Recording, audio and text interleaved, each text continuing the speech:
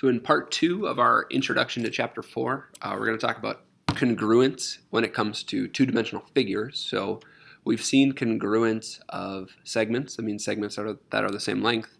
Congruence of angles, which means angles are the same measure.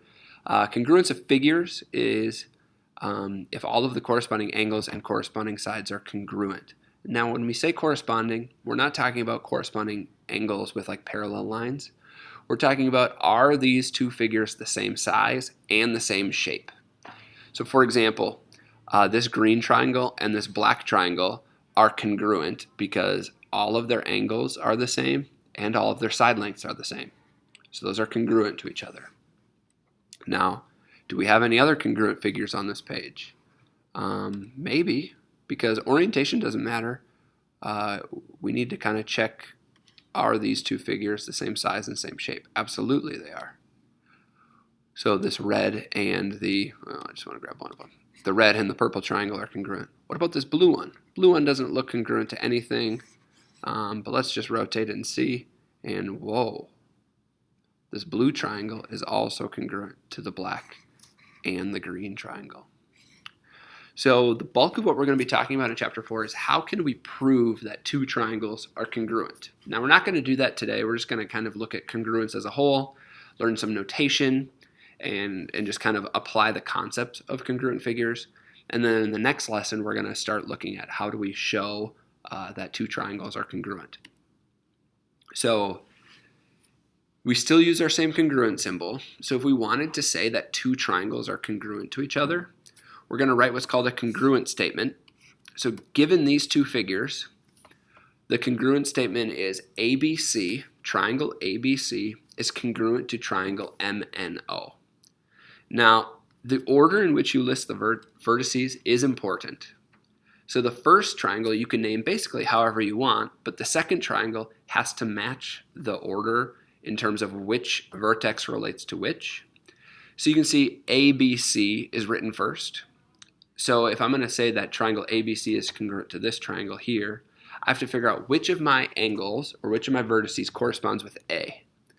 Well, it's not going to be O. O is smaller, N is bigger, so it would be M. If we were to rearrange this and kind of flip it over on its side, M would overlap with A. So if we wrote A first over here, we would write M first over here. And that means M and A would be congruent. The next letter would be B. So B corresponds with N. So angle B is congruent to angle N because they're both written second. And then C would have to be congruent to O because they're both written third. That also tells us something about the sides. So like AB is written first and MN is written first. That means AB is congruent to MN. BC is written second and third, NO is written second and third, so BC is congruent to NO. And then finally, AC written first and third would have to be congruent to MO. So that congruent statement can tell you a lot, and without even a picture, you can get these things for free based on the order in which things are written. So here we have a couple congruent quadrilaterals where we're told NPLM is congruent to EFGH. Remember, order is important. So if we want to find the value of X, if we're looking at this picture, X relates to GH because GH is 2X minus 3. So which segment in this picture corresponds with GH? Well, looking at the picture, it's kind of tough to tell. But looking at the congruent statement, GH is written last. And over here, LM is written last. So GH corresponds with LM.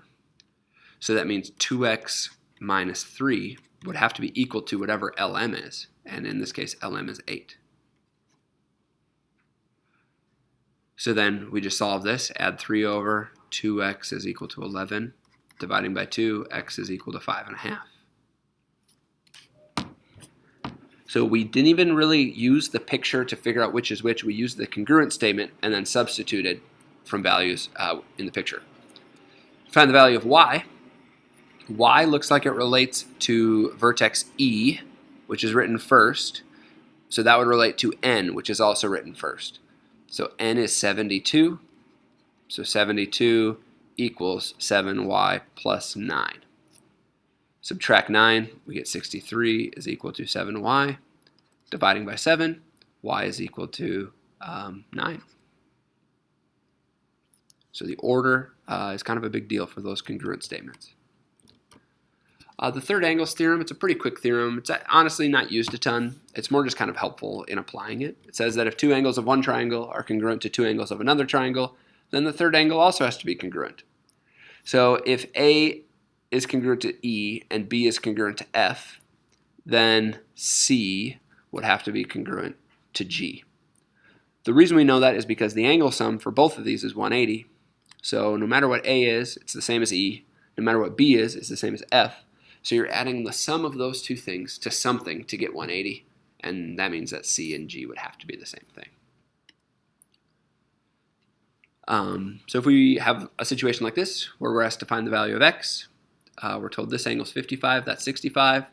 This angle T is 2x plus 30, and we're told nicely that S is congruent to L and R is congruent to N. We can say for sure that this is 65, this is 55, and then from there use the angle sum of a triangle to determine what x is. So 55 plus 65 plus 2x plus 30 is 180. So combining like terms, 2x is equal to 55 plus 65 is 120 plus 30 is 150 equals 180. So 2x is 30, so x is 15. One more example for us, then we can be done. Let's find the measure of angle BDC. Now this is kind of a tricky problem, so if you want the challenge, feel free to pause the video, try it on your own, and then we can go over it. So we're asked to find angle BDC. Well, where is angle BDC? BDC is B to D to C. It's this whole big angle. So 30 is a part of it, but it's not the whole thing. Let's label some stuff with what we know. If this angle is 30, this angle is also 30. If this angle is 45, this angle is 45. Well, we know these are vertical angles, but that honestly doesn't do that much for us because I don't know what that angle is. I don't know what that angle is. So we kind of have to shift our perspective a little bit, and this is where this gets a little tricky because it's not super obvious what to do. This is another example of how geometry might feel different from algebra. There's not a process for this besides like looking at it and trying to figure out a way to make it work. It's like a puzzle. So if we shifted our focus and focused on this big triangle that I'm going to outline in green, triangle CBD. A little rough here, but we'll deal with it.